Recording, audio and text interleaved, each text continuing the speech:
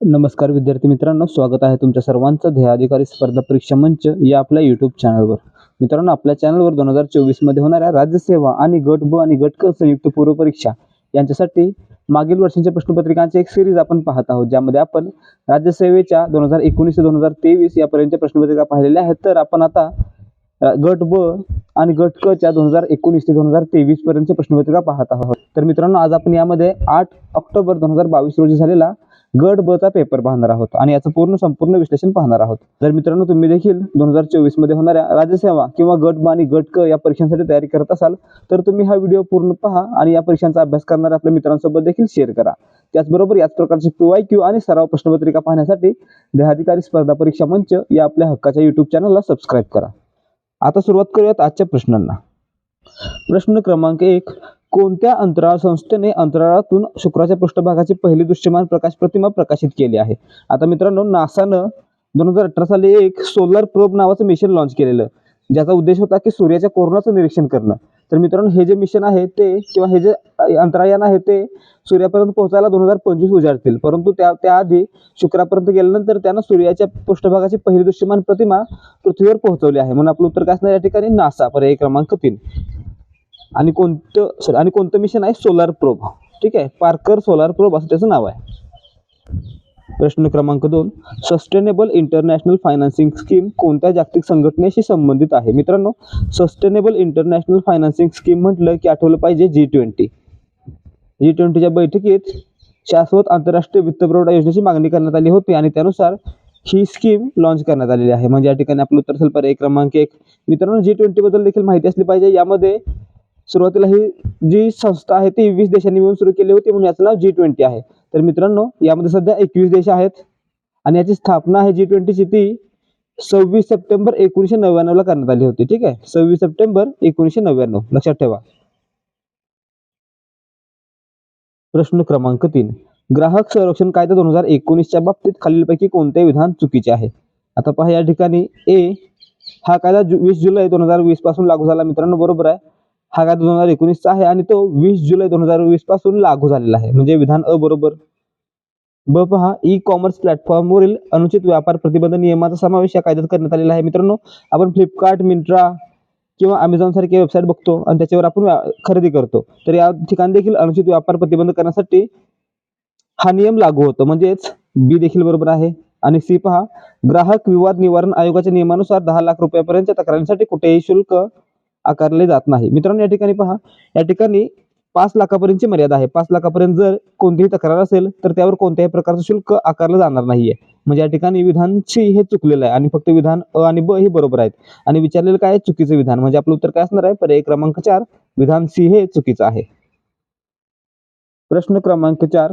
नुकताच प्रक्षेपित केलेला NROL-85 हा कोणत्या देशाचा गुप्तचर उपग्रह आहे? मित्रांनो, NROL-85 आहे तो SpaceX या एलॉन मस्कच्या कंपनीनं लॉन्च केलेला आहे आणि ही कंपनी कुठली आहे मित्रांनो? अमेरिकेतली आहे. म्हणून आपलं उत्तर काय असणार आहे? पर्याय क्रमांक 4, USA.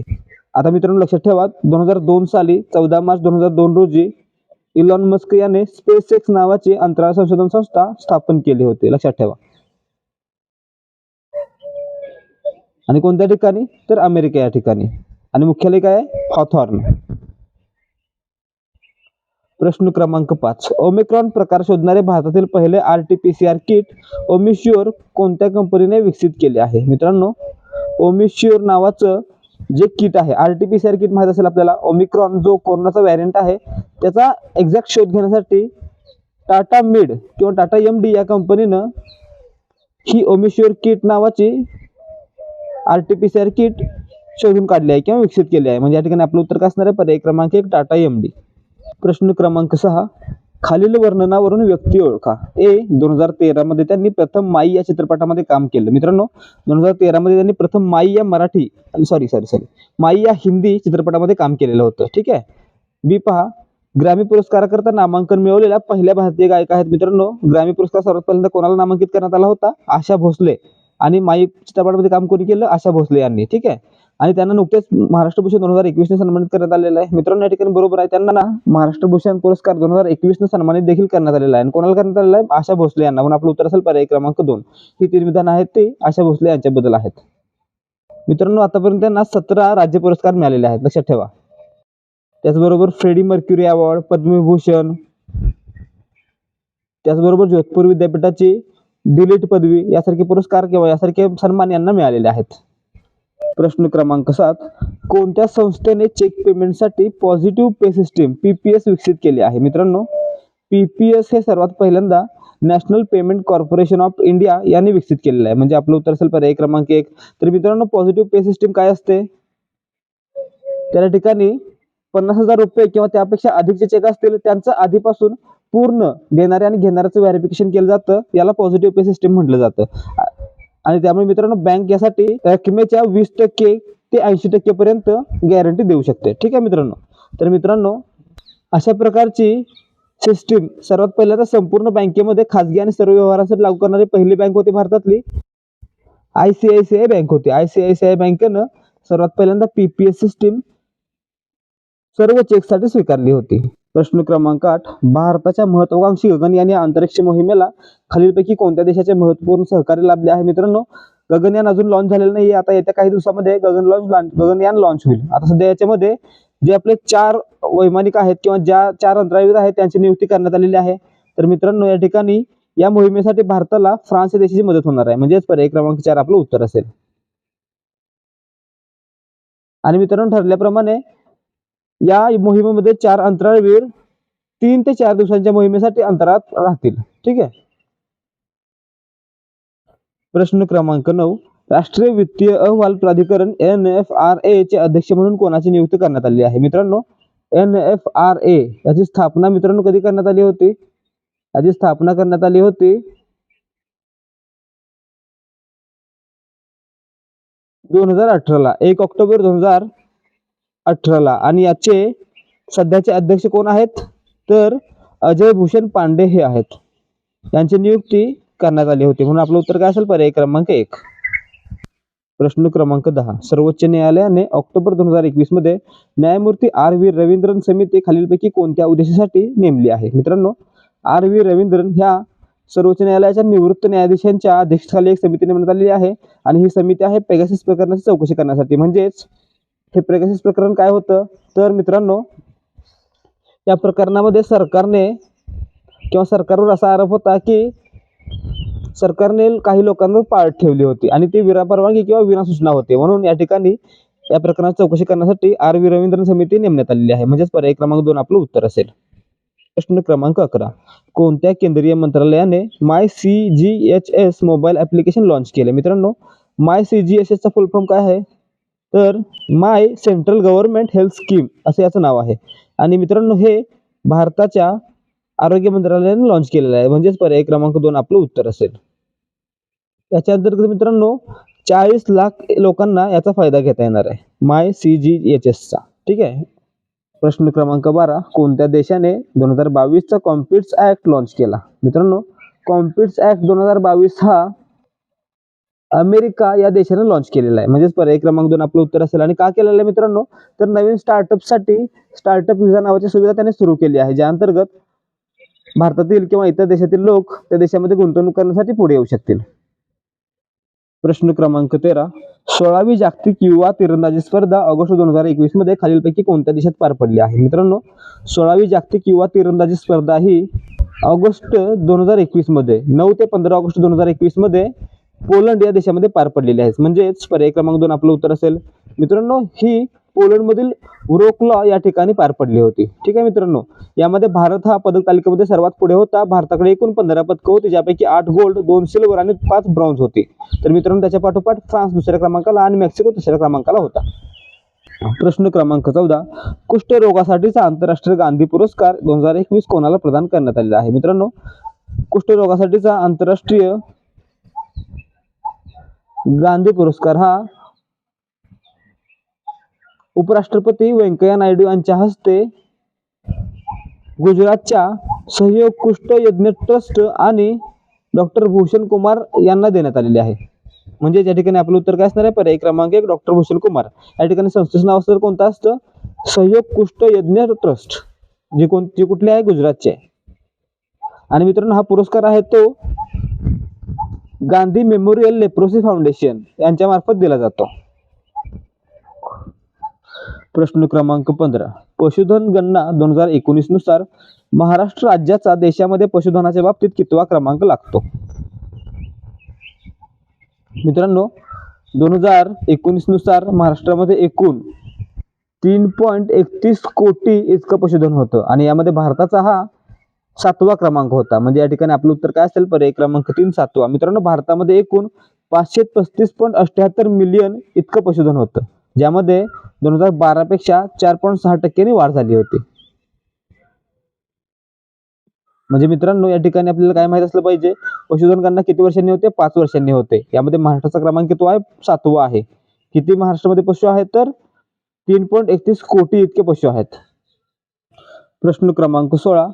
राज्यपाल पदाच्या कालावधीबाबत खालीलपैकी कोणती कथने बरोबर आहेत? मित्रांनो, ए पहा, राष्ट्रपतींची मर्जी असेपर्यंत राज्यपाल आपल्या पदावर राहतात. मित्रांनो, बरोबर आहे.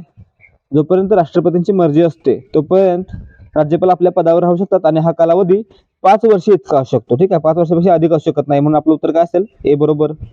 बी पहा, राज्यपाल स्वखुशीने आपला पदाचा राजीनामा देऊ शकतात. मित्रांनो, बी देखील बरोबर आहे. राज्यपाल स्वखुशीने आपल्या पदाचा राजीनामा देऊ शकतात. सी पहा, राज्यपालांची नियुक्ती सर्वसाधारणपणे 5 वर्षांसाठी असते. मित्रांनो, हे देखील बरोबर आहे. सर्वसाधारणपणे राष्ट्रपतींच्या मर्जीने 5 वर्षांसाठी राज्यपालाची नियुक्ती केली जाते. आणि डी पहा, दुसरी व्यक्ती पद स्वीकारेपर्यंत राज्यपाल आपल्या पदावर राहतात. मित्रांनो, हे देखील बरोबर आहे. एखादी दुसरी व्यक्ती पदभार स्वीकारेपर्यंत राज्यपाल आपल्या पदावर राहू शकतात. म्हणजे डी देखील बरोबर आहे. म्हणून आपलं उत्तर काय असेल? पर्याय क्रमांक 4 वरील सर्व विधाने बरोबर आहेत. तर मित्रांनो, भारतीय राज्यघटनेच्या कलम 153 ते 162 या दरम्यान राज्यपाल पदाची तरतूद आहे. ठीक आहे. प्रश्न क्रमांक 18. भारतात संसद आणि राज्य विधानमंडळाच्या निवडणुका टिंबटिंबद्वारे आयोजित केल्या जातात. मित्रांनो, आता देशाच्या आणि राज्यांच्या महत्त्वाच्या निवडणुका आहेत त्या केंद्रीय निवडणूक आयोगाद्वारे घेतले जातात. म्हणजेच भारताच्या निर्वाचन आयोगाद्वारे घेतले जातात. म्हणजेच पर्याय क्रमांक 4 आपलं उत्तर असेल. आणि भारतीय राज्यघटनेच्या कलम 324 नुसार केंद्रीय निवडणूक आयोगाची तरतूद करण्यात आलेली आहे. तर मित्रांनो, पंचायत राज किंवा इतर स्थानिक स्वराज्य संस्थांच्या निवडणुका आहेत त्यासाठी राज्य निवडणूक आयोगाची तरतूद करण्यात आलेली आहे. ठीक आहे, एवढ्या गोष्टी लक्षात ठेवा. आणि मित्रांनो, भारताच्या निर्वाचन आयोगाची म्हणजे निवडणूक आयोगाची स्थापना ही 25 जानेवारी 1950 रोजी करण्यात आली होती. लक्षात ठेवा तारीख, 25 जानेवारी 1950. प्रश्न क्रमांक 19. भारतीय संविधानाच्या कोणत्या कलमात मुख्यमंत्री यांची कर्तव्य स्पष्ट केली आहेत? मित्रांनो, भारतीय राज्यघटनेच्या कलम 164 मध्ये मुख्यमंत्र्यांची नियुक्ती आहे. कलम 165 मध्ये महाधिवक्ता आहे. कलम 166 मध्ये राज्य सरकारच्या व्यवसायाचे संचालन आहे आणि कलम 167 मध्ये राज्यपालांना माहिती पुरवण्याचा मुख्यमंत्र्यांचं कर्तव्य याबद्दल तरतूद आहे. म्हणजे या ठिकाणी कर्तव्य कुठे आहेत? कलम 167 मध्ये आहेत. म्हणजेच पर्याय क्रमांक 3 आपलं उत्तर असणार आहे. प्रश्न क्रमांक 20. खालीलपैकी कोणती समिती पंचायत राजशी संबंधित नाही? मित्रांनो, या ठिकाणी पहा, पंचायत राजशी संबंधित कमिट्या कोणत्या आहेत? बलवंतराय मेहता समिती, अशोक मेहता समिती, GVK राव समिती, LM सिंघवी समिती, थंगम समिती आणि गाडगीळ समिती. तर मित्रांनो, या ठिकाणी राजमंदार समिती ही पंचायत राजशी संबंधित नाही. म्हणून आपलं उत्तर काय असेल? पर्याय क्रमांक 2. प्रश्न क्रमांक 21. ग्रामसभेच्या रचनेतील अचूक वाक्यांचा समूह निवडा. आता मित्रांनो, या ठिकाणी पहा, हा प्रश्न आयोगाने रद्द केलेला आहे. तरी पण आपण याचं उत्तर पाहूया. गावातील सर्व प्रौढ नागरिकांची मिळून ग्रामसभा तयार होते. परंतु मित्रांनो, यामध्ये मतदार यादीमध्ये नाव असणं गरजेचं आहे, त्यामुळे विधान ए चुकतोय. ठीक आहे. बी पहा, 18 वर्ष पूर्ण करणारा प्रत्येक मतदार ग्रामसभेचा सभासद असतो. मित्रांनो, बरोबर आहे. प्रत्येक मतदार हा ग्रामसभेचा सभासद असतो. म्हणजेच बी बरोबर आहे. सी पहा, ग्रामसभेला निवडणूक असते. मित्रांनो, ग्रामसभेला कोणत्याही प्रकारची निवडणूक नसते. म्हणजे सी चुकलेला आहे. डी पहा, ग्रामपंचायतीचे सर्व मतदार ग्रामसभेचे सभासद असतात. मित्रांनो, बरोबर आहे. मतदार आहे गावचा म्हणजेच सभासद देखील असेल आणि ग्रामसभेचा सभासद देखील असेल, म्हणजेच डी देखील बरोबर आहे. म्हणजे या ठिकाणी बी आणि डी ही दोन विधानं बरोबर आहेत, तर ए आणि सी ही विधान चुकलेले आहेत. म्हणजे या ठिकाणी आपलं उत्तर काय असणार आहे? फक्त बी आणि डी ही दोन विधानं अचूक आहेत. म्हणजे या ठिकाणी पर्याय नाहीये, म्हणून आयोगाने हा प्रश्न रद्द केला होता किंवा याचे उत्तर अंतिम उत्तर तालिकेमध्ये दिले नव्हतं. प्रश्न क्रमांक 22. 73व्या संविधान संशोधन अधिनियम 1993 नुसार ग्रामपंचायतींना देण्यात आलेल्या नवीन जबाबदाऱ्या. ए. भूमी सुधार कायदा लागू करणे, बरोबर आहे. बी. वनोद्योग, लघु व कुटीर उद्योगांचा विकास करणे, बरोबर आहे. सी. तांत्रिक व व्यावसायिक शिक्षणाची सुविधा उपलब्ध करून देणे, बरोबर आहे. तर मित्रांनो, डी पहा, गावातील जनतेसाठी मनोरंजनाची व्यवस्था करणे. मित्रांनो, गावातील जनतेला सोबत घेऊन जनतेसाठी सार्वजनिक उपक्रम राबवणं हे ग्रामपंचायतीचं काम आहे, परंतु मनोरंजनाची व्यवस्था करणं हे काम नाहीये. म्हणजे या ठिकाणी याचा समावेश 11व्या अनुसूचीमध्ये नाहीये, राज्यघटनेच्या 11व्या अनुसूचीमध्ये याचा समावेश नाहीये, म्हणून विधान डी हे नाहीये. म्हणजे या ठिकाणी कोणतं वाक्य बरोबर नाहीये, तर फक्त डी बरोबर नाहीये, म्हणून आपलं उत्तर काय असेल, पर्याय क्रमांक 2. मित्रांनो, भारतीय राज्यघटनेच्या 11व्या अनुसूचीमध्ये एकूण 29 कार्यात्मक बाबी दिलेल्या आहेत, ज्या की ग्रामपंचायतीचं कर्तव्य दाखवतात. प्रश्न क्रमांक 23, प्रत्येक राज्याला महाधिवक्ता असावा असे कोणत्या कलमात नमूद केले आहे? मित्रांनो, आपण आताच पाहिलेलं होतं, भारतीय राज्यघटनेच्या कलम 165 नुसार राज्यपाल राज्याच्या उच्च न्यायालयाचा न्यायाधीश म्हणून नियुक्त होण्यास पात्र असणाऱ्या व्यक्तीची महाधिवक्ता म्हणून नियुक्ती करतो. म्हणजे या ठिकाणी पर्याय क्रमांक 4 आपलं उत्तर असेल. तर मित्रांनो, या ठिकाणी यांच्याबद्दल आणखी माहिती असली पाहिजे, कारण 2019 पासून 2023 पर्यंत हा प्रश्न प्रत्येक वेळी रिपीट झालेला आहे किंवा महाधिवक्त्यावर प्रश्न आलेलाच आहे. तर महाधिवक्त्याची नियुक्ती राज्यपालांकडून केली जाते. त्याचे वेतन भत्ते कोण ठरवतं? राज्यपाल ठरवतात. त्याचा कालावधी किती असतो? राज्यपालांची मर्जी असेपर्यंत असतो. ठीक आहे, इत्यादी गोष्टी महत्त्वाच्या आहेत, या गोष्टी माहीत असल्या पाहिजेत. प्रश्न क्रमांक 24, भारतीय राज्यघटनेच्या मसुदा समितीचे खालीलपैकी कोण सदस्य होते? मित्रांनो, भारतीय राज्यघटनेच्या मसुदा समितीची स्थापना ही 30 ऑगस्ट 1947 ला झाली होती, किंवा त्याची पहिली बैठक ही 30 ऑगस्ट 1947 झाली होती, आणि याचे अध्यक्ष होते डॉक्टर बाबासाहेब आंबेडकर. तर मित्रांनो, यापैकी पहा, अल्लादी कृष्णस्वामी अय्यर, एन गोपालस्वामी, बी आर आंबेडकर, के एम मुन्शी, मोहम्मद सादुल्ला, बी एल मित्तर, डी पी खेतान हे मसुदा समितीचे सदस्य होते. तर मित्रांनो, या ठिकाणी आलेल्या पर्यायामध्ये कोण आलेला आहे? तर अल्लादी कृष्णस्वामी अय्यर आलेले आहेत. म्हणजेच पर्याय क्रमांक 3 आपलं उत्तर असेल. अल्लादी कृष्णस्वामी अय्यर हे मसुदा समितीचे सदस्य होते. प्रश्न क्रमांक 25, भारतीय राज्यघटनेतील खालीलपैकी कोणते वैशिष्ट्य ब्रिटिश राज्यघटनेकडून घेतलेले नाही? मित्रांनो, ब्रिटिशांकडून आपण काय काय घेतलेलं आहे? संसदीय शासन प्रणाली, कायद्याचे राज्य, कायद्याची पद्धत, एकेरी नागरिकत्व, कॅबिनेट सिस्टीम, रिट ज्युरिस्डिक्शन, त्याचबरोबर संसदीय अधिकार आणि द्विगृही शासन पद्धती, या गोष्टी आपण घेतलेल्या आहेत. म्हणजे या ठिकाणी संसदीय स्वरूप आहे, मंत्रिमंडळ स्वरूप आहे, कायदेशीर राज्य आहे, आणि समवर्ती सूची मित्रांनो आपण ऑस्ट्रेलियाकडून घेतलेली आहे. कोणाकडून? ऑस्ट्रेलियाकडून. म्हणजे या ठिकाणी आपलं उत्तर काय असणार आहे? पर्याय क्रमांक 4, समवर्ती सूची आपण ब्रिटिश राज्यघटनेकडून घेतलेली नाही. प्रश्न क्रमांक 26, भारताच्या दळणवळण क्षेत्राच्या विकासाविषयी खालीलपैकी कोणती विधाने बरोबर आहेत? आता मित्रांनो, या ठिकाणी ए पहा, सार्वजनिक बांधकाम खाते लॉर्ड डलहौसीच्या काळात निर्माण केले गेले. मित्रांनो, बरोबर आहे. सार्वजनिक बांधकाम खात्याची स्थापना कधी झाली होती? 1848 ला, आणि त्यावेळी गव्हर्नर कोण होता? Lord Dalhousie. म्हणजे ए बरोबर आहे. बी पहा, लॉर्ड कॉर्नवॉलिस व जॉन शोरच्या काळात रस्त्यांच्या बांधकामास मोठी चालना मिळाली. मित्रांनो, रस्त्याच्या बांधकामास चालना कधी मिळाली? तर लॉर्ड डलहौसीच्या काळात मिळाली. म्हणजे या ठिकाणी विधान बी चुकलेलं आहे. सी पहा, रेल्वेच्या सुरुवातीच्या काळात ब्रॉड गेजचे मार्ग बांधण्यात आले. मित्रांनो, रेल्वेच्या सुरुवातीच्या काळात नॅरो गेज मार्ग होते, आणि नंतरच्या काळात म्हणजे 1910 ते 1920 या काळामध्ये ब्रॉड गेज मार्ग बांधण्यात आले. म्हणजे या ठिकाणी सी देखील चुकलेला आहे. आणि डी पहा, नागपूर परिषदेने सरकारला 20 वर्षांची रस्ता सुधार योजना सादर केली. मित्रांनो,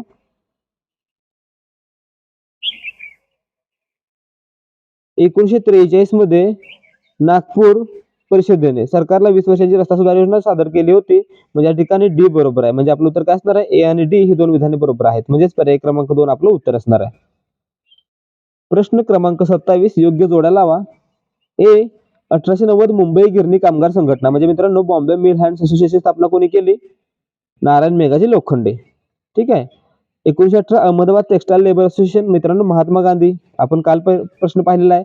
2021च्या प्रश्नपत्रिकेमध्ये हा प्रश्न आहे असा आलेला होता, आणि 2022 ला हा प्रश्न आहे असा रिपीट झाला. मित्रांनो, पहा बरं का, यामुळे हे प्रश्न महत्त्वाचे आहेत आणि ते रिपीट होतील याची आपल्याला गॅरंटी आहे, म्हणून आपण पीवायक्यू पाहतोय. त्याचबरोबर आपल्याला यामुळे स्वरूप देखील कळतंय. सी पहा, मद्रास लेबर युनियन 1918. मित्रांनो, हे देखील पाहिलं आपण. 1918 ला मद्रास लेबर युनियन बी पी वाडिया यांनी स्थापन केली होती. म्हणजे सी साठी असेल 2, आणि 1920 ऑल इंडिया ट्रेड युनियन काँग्रेसचे पहिले अध्यक्ष बनले होते लाला लजपत राय. म्हणजेच डी साठी असेल 1. म्हणजे आपलं उत्तर काय असणार आहे? 4, 3, 2, 1. म्हणजेच पर्याय क्रमांक 2 हे आपलं उत्तर असणार आहे. प्रश्न क्रमांक 28, काँग्रेस अधिवेशनाचे स्थळ व त्यांच्या अध्यक्षांच्या नावाच्या जोड्या लावा. प्रथम काँग्रेस अधिवेशन मुंबई 1885. मित्रांनो, याचे अध्यक्ष कोण होते? व्योमेशचंद्र बॅनर्जी. म्हणजे ए साठी असेल 3. दुसरे काँग्रेस अधिवेशन कलकत्ता 1886. याचे अध्यक्ष होते दादाभाई नौरोजी. बी साठी असेल 4. तिसरे काँग्रेस अधिवेशन मद्रास. मित्रांनो, याचे अध्यक्ष होते सय्यद बद्रुद्दीन तय्यबजी. म्हणजेच जे की पहिले मुस्लिम अध्यक्ष बनले होते. म्हणजे सी साठी असेल 2. आणि डी पहा, चौथे काँग्रेस अधिवेशन अलाहाबाद 1888. मित्रांनो याचे अध्यक्ष होते पहिले इंग्रज किंवा पहिले परकीय अध्यक्ष होते जॉर्ज ह्यूल. म्हणजेच डी साठी असेल 1. म्हणजे आपलं उत्तर काय असणार आहे 3 4 2 1. म्हणजेच पर्याय क्रमांक 2 हे आपलं उत्तर आहे. प्रश्न क्रमांक 29. 1847 मध्ये मुंबई बंदर व कापूस उत्पादन करणारे विभाग यांना जोडणारी रेल्वे सेवा सुरू करावी अशी मागणी प्रथम कोणी केली होती? मित्रांनो त्यावेळी एक व्यापारी आणि एक इंजिनियर होता, जॉर्ज क्लार्क यांना अशी मागणी केली होती. त्याचबरोबर त्याच्या पाठोपाठ ही मागणी पुढे वाढवण्याचं काम केलं होतं ब्राईटनं. म्हणजे या ठिकाणी आपलं उत्तर काय असेल पर्याय क्रमांक 1 ब्राईट. यानं 21 ऑगस्ट 1847 रोजी ईस्ट इंडिया कंपनीला अशी शिफारस केली होती किंवा अशी मागणी केली होती की 56 किलोमीटर लांबीची मुंबई बंदर आणि कापूस उत्पादन विभाग जोडणारी रेल्वे लाईन सुरू करावी अशी मागणी केली होती. ठीक आहे मित्रांनो. आणि त्यामुळेच 1 ऑगस्ट 1849 रोजी Indian peninsula railway company act 1849 हा संमत करण्यात आलेला होता इंग्लंडमध्ये. प्रश्न क्रमांक 30. इसवी सन 1935च्या भारत शासन कायद्याद्वारे कोणती संस्था स्थापनेची तरतूद केली? मित्रांनो फेडरल कोर्ट 1935च्या भारत सरकार कायद्यान्वये, रिझर्व्ह बँक ऑफ इंडिया 1934च्या आरबीआय ऍक्ट आणि 1935च्या भारत सरकार कायद्यामुळे, फेडरल रेल्वे मित्रांनो 1935च्या भारत सरकार कायद्यामुळे आणि हाय कमिशनर 1919च्या मॉन्टेग्यू चेम्सफोर्ड सुधारणा कायद्यामुळे. म्हणजे मित्रांनो या ठिकाणी एक बी आणि सी या तिन्ही तर संस्था आहेत त्या 1935च्या भारत सरकार कायद्याद्वारे स्थापन करण्यात आलेल्या होत्या. म्हणजे या ठिकाणी उत्तर काय असणार आहे 1935च्या भारत शासन कायद्याद्वारे काय बनवण्यात आलेलं आहे ए बी आणि सी. म्हणजेच पर्याय क्रमांक 2. प्रश्न क्रमांक 31. ब्रिटिशांच्या व्यापारवादी अर्थव्यवस्थेचा खालील कोणता उद्देश होता? मित्रांनो ब्रिटिशांचं सर्वात पहिलं आणि व्यापारवादी धोरण होतं जास्तीत जास्त नफा कमवणं. म्हणजे या ठिकाणी आपलं उत्तर काय असेल बी. म्हणजेच फक्त बी. पर्याय क्रमांक 4 आपलं उत्तर असणार आहे. ठीक आहे. उद्देश काय होता जास्तीत जास्त नफा कमवणं. प्रश्न क्रमांक 32. डॉक्टर भाऊदाजी लाड हे कशाचे पुरस्कर्ते होते? मित्रांनो डॉक्टर भाऊदाजी लाड म्हणजेच रामचंद्र विठ्ठल लाड यांचा जन्म 1824 ला गोव्यातील मांजरे या ठिकाणी झाला. तर मित्रांनो त्यांनी सुरुवातीला एलेक्ट्रिशियन मधून शिक्षण घेतलं आणि त्यानंतर 1845 ला जेव्हा ग्रँड मेडिकल कॉलेजची स्थापना झाली तेव्हा त्याच्यामध्ये जाऊन त्यांनी मेडिकल शिक्षण घेतलं. त्यानंतर 1851 ला ते ग्रॅज्युएट झाले आणि गरिबांसाठी त्यांनी हॉस्पिटल सुरू केलं. त्याचबरोबर त्यांनी स्त्री बालहत्या नावाचं पुस्तक देखील लिहिलेलं आहे. तर मित्रांनो यातून काय दिसतंय की ते कशाचे पुरस्कर्ते होते तर स्त्रियांच्या सुधारणेविषयी होते. म्हणजे स्त्री बालहत्या रोखण्याविषयी किंवा स्त्रियांचा पुनर्विवाह करण्याविषयी सुधारणांकडे त्यांचा कल होता. म्हणजे या ठिकाणी आपलं उत्तर काय असणार आहे पर्याय क्रमांक 3 विधवा पुनर्विवाहाकडे त्यांचा कल होता. म्हणजे डॉक्टर भाऊदाजी लाड हे विधवा पुनर्विवाहाचे पुरस्कर्ते होते. प्रश्न क्रमांक 33. योग्य जोडा लावून पर्याय निवडा. ए आचार्य बाळशास्त्री जांभेकर. मित्रांनो आचार्य बाळशास्त्री जांभेकर यांनी काय केलेलं होतं तर महाराष्ट्रातील पहिलं मराठी वृत्तपत्र दर्पण हे त्यांनी सुरू केलं होतं. ठीक आहे. तर मित्रांनो त्यांनी काय केलं होतं ख्रिस्ती मिशनऱ्यांच्या ताब्यात गेलेल्या श्रीपाद शेषाद्री पळ्ळीकर यांचं शुद्धीकरण केलं होतं. म्हणजे ए साठी असेल 2. बी पहा दुर्गाराम मंछाराम दादो पांडुरंग यांनी काय केलं होतं 1844 ला 1844 ला सुरत या ठिकाणी मानव धर्म सभेची स्थापना केली होती. म्हणजे बी साठी असेल 1. सी पहा ॲनी बेझंट. मित्रांनो ॲनी बेझंट यांनी काय केलं होतं सेंट्रल हिंदू कॉलेजची स्थापना केली होती आणि ती कधी केली होती 1898 ला. ठीक आहे. 1898 ला त्यांनी सेंट्रल हिंदू कॉलेजची स्थापना केली होती. त्याचबरोबर पुढे पहा केशवचंद्र सेन. मित्रांनो केशवचंद्र सेन यांनी नॉर्मल स्कूल ऑफ अडल्ट किंवा व्हिक्टोरिया इन्स्टिट्यूटची स्थापना केली होती. या दोन्हीचं नाव एकच आहे. म्हणजेच डी साठी असेल 3. आणि मित्रांनो यांनी याची स्थापना ही 1871 ला केली होती. कधी 1871 ला. म्हणजे या ठिकाणी आपलं उत्तर काय असणार आहे 2 1 4 3. म्हणजेच पर्याय क्रमांक 2 आपलं उत्तर असणार आहे. प्रश्न क्रमांक 34. संथाळांच्या उठावाबाबत खालीलपैकी कोणती विधाने चुकीची आहेत? मित्रांनो चुकीची विधाने ओळखायची आहेत. संथाळाच्या उठावाला दुसरं नाव काय होतं? दुसरं नाव होतं हुल उठाव. तर मित्रांनो हा झारखंडच्या काही भागामध्ये झालेला होता आणि त्याचा कालावधी काय होता 1855 ते 56. तर मित्रांनो या ठिकाणी विधान ए पहा, संत्रांच्या आर्थिक शोषणाची माहिती पंजाब रिव्ह्यू मध्ये आलेली आहे. मित्रांनो या ठिकाणी हे चुकीचं आहे, याची माहिती कुठे आलेली नव्हती. बी पहा, संतांनी सत्तेचे राज्य स्थापन करण्याचा निर्णय घोषित केला. मित्रांनो बी बरोबर आहे. सी पहा, संतांचा पुढारी कान्हू विश्वासघाताने पकडला गेला. मित्रांनो कान्हूला मारलं गेलं होतं आणि सिद्धू पकडला गेला होता, म्हणजे या ठिकाणी सी देखील चुकलेला आहे. आता डी पहा, ओ मॅली या अधिकाऱ्याने संतांच्या जखमीचा वृत्तांत दिलेला आहे. मित्रांनो ओ मॅली आणि डी बार्बेल या ऑफिसरनी किंवा अधिकाऱ्यांनी संतांच्या जखमीचा वृत्तांत दिलेला आहे, म्हणजे या ठिकाणी डी विधान देखील बरोबर आहे. म्हणजे या ठिकाणी चुकीचे विधान कोणते आहेत, ए आणि सी, म्हणजेच पर्याय क्रमांक 4 आपलं उत्तर असेल. प्रश्न क्रमांक 35, महाराष्ट्रातील गुप्त संघटनांचे संघटक व त्यांच्या कार्यक्षेत्राचा जोडा लावा. आता या ठिकाणी मित्रांनो अमरावती या ठिकाणी दादासाहेब खापर्डे यांनी नेतृत्व केलं होतं. ए साठी असेल सी. 2 पहा, बेळगाव. मित्रांनो बेळगाव या ठिकाणी गंगाधर देशपांडे यांनी नेतृत्व केलं होतं, म्हणजेच 2 साठी असेल डी. 3 पहा, वर्धा नागपूर. मित्रांनो वर्धा नागपूर या ठिकाणी श्रीधर परांजपे, बुवा उपाध्याय आणि अभ्यंकर यांनी नेतृत्व केलं होतं, म्हणजेच या ठिकाणी 3 साठी असेल 1. आणि मित्रांनो यवतमाळ या ठिकाणी सिद्धनाथ काणे, जनार्दन पुरुषोत्तम मोजणे आणि टोंगे यांनी नेतृत्व केलं होतं, म्हणजे या ठिकाणी 4 साठी असेल 2. म्हणजे आपलं उत्तर काय असणार आहे 3, 4, 1, 2, म्हणजे पर्याय क्रमांक 3 आपलं उत्तर असणार आहे. तर मित्रांनो यासोबतच हैदराबाद या ठिकाणी नरहरपंत घारपुरे, बोरमणीकर, सातवळेकर यांनी नेतृत्व केलं. पुणे या ठिकाणी चाफेकर बंधूंच्या सहकार्याने नेतृत्व केलं आणि कोल्हापूर या ठिकाणी सदाशिव नीलकंठ जोशी यांच्या सहकार्याने नेतृत्व केलं होतं. प्रश्न क्रमांक 36, गोपाल गणेश आगरकरांशी पुढीलपैकी कोणती वृत्तपत्र संबंधित होते. मित्रांनो या ठिकाणी पहा, केसरी व मराठा. गोपाल गणेश आगरकर यांनी 1881 ला स्थापन झालेल्या लोकमान्य टिळकांच्या केसरी या वृत्तपत्रामध्ये संपादक म्हणून काम केलं होतं. ठीक आहे. त्याचबरोबर त्यांनी 1878 ला स्वतःचं वराड हे वृत्तपत्र किंवा वराड समाचार हे वृत्तपत्र सुरू केलं होतं. सी पहा, समाज सुधारक. मित्रांनो त्यांनी नंतर 1887 ला केसरी हे वृत्तपत्र सोडल्यानंतर स्वतःचं सुधारक नावाचं वृत्तपत्र सुरू केलं होतं, म्हणजे 3 देखील बरोबर आहे, सी देखील बरोबर आहे. आणि डी पहा, स्वराज्य. मित्रांनो स्वराज्य या मासिकात संबंधित व्यक्ती कोण होत्या, तर व्यक्ती होत्या देशमुख, गोपाल हरी देशमुख, म्हणजेच लोकहितवादी. म्हणजे या ठिकाणी ए बी सी हे गोपाल गणेश आगरकरांशी संबंधित वृत्तपत्र आहेत, तर स्वराज्य हे नाही. म्हणून आपलं उत्तर काय असणार आहे पर्याय क्रमांक 2 फक्त ए बी सी. प्रश्न क्रमांक 37, खालील विवरणावरून व्यक्ती ओळखा. ए इंडिया नावाचे वृत्तपत्र सुरू केले. मित्रांनो दादाभाई नौरोजींनी इंडिया नावाचं वृत्तपत्र सुरू केलं होतं. बी पहा, बॉम्बे असोसिएशन स्थापना. मित्रांनो बॉम्बे असोसिएशन स्थापनेमध्ये यांचा सहभाग होता आणि 1885 ला ते बॉम्बे प्रेसिडेन्सी असोसिएशनचे उपाध्यक्ष बनले होते. ठीक आहे.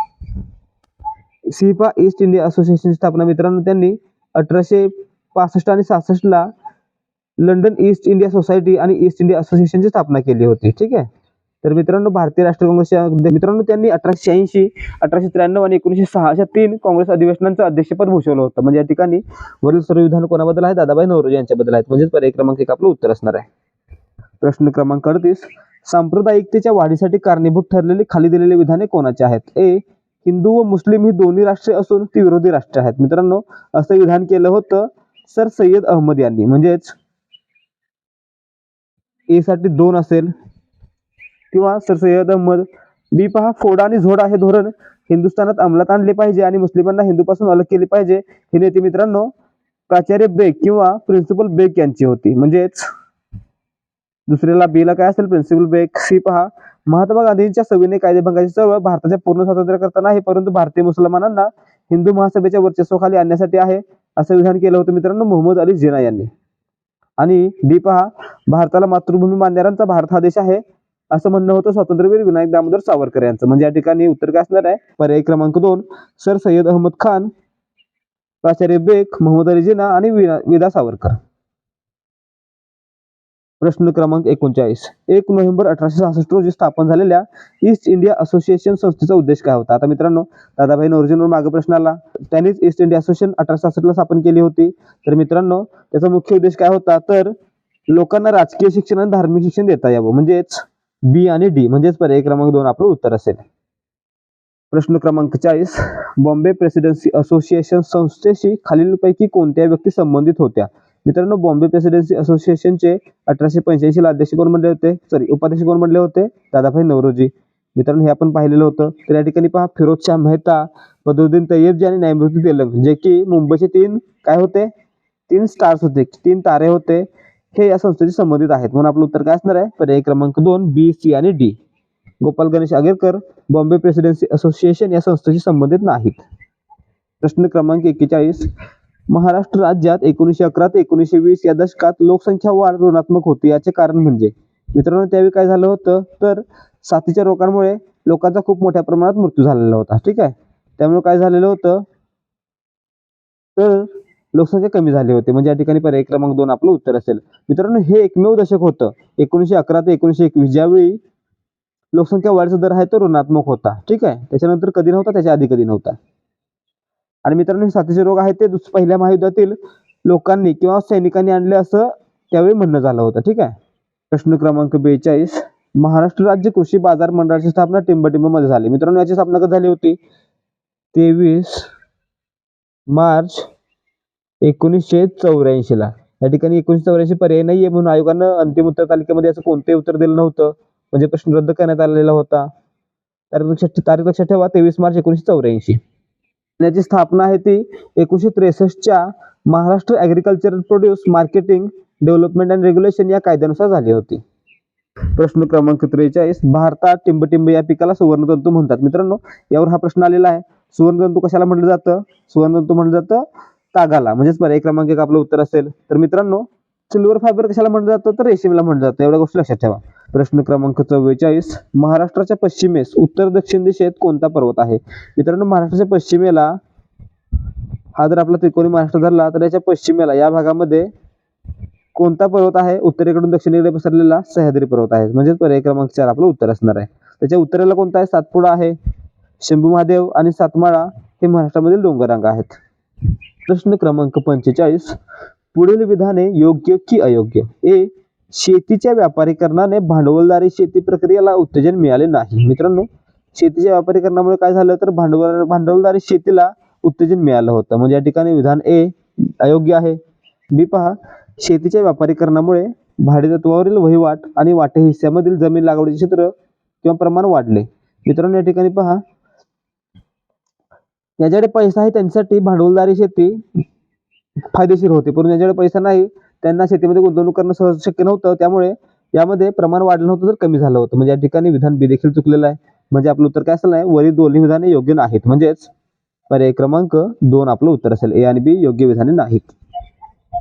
प्रश्न क्रमांक 46, महाराष्ट्रामध्ये लोह खनिजांचे साठे खालीलपैकी कोणत्या जिल्ह्यात आहेत. मित्रांनो महाराष्ट्राच्या चंद्रपूर, गडचिरोली आणि सिंधुदुर्ग या जिल्ह्यामध्ये लोह खनिजांचे साठे मुबलक प्रमाणात आहेत. म्हणजे या ठिकाणी आपलं उत्तर काय असणार आहे, पर्याय क्रमांक 4 सिंधुदुर्ग. कोणत्या जिल्ह्यामध्ये कोणतं खनिज मोठ्या प्रमाणात आढळतं हे देखील माहित असलं पाहिजे, त्यामुळे ती माहिती घेऊन ठेवा. प्रश्न क्रमांक 47, महाराष्ट्रातील शेती संबंधित काही समस्या खाली दिल्या आहेत. त्यापैकी कोणत्या समस्या ही सामाजिक स्वरूपाची आहे. मित्रांनो हवामानाची प्रतिकूल परिस्थिती नैसर्गिक आहे, त्याचबरोबर मर्यादित कृषी संशोधन मित्रांनो संस्थात्मक आहे. 3 पहा, आर्थिक भांडवलाचा अभाव मित्रांनो ही काही वैयक्तिक समस्या आहे. आणि सामाजिक कोणती असेल, मग शेतजमिनीचे विभाजन, जे की वारसा हक्काने होतं किंवा जमीन विक्रीमुळे होतं. म्हणजे या ठिकाणी पर्याय क्रमांक 4 आपलं उत्तर असेल. शेतजमिनीचे विभाजन ही महाराष्ट्रातील शेतीपुढील सामाजिक स्वरूपाची एक समस्या आहे.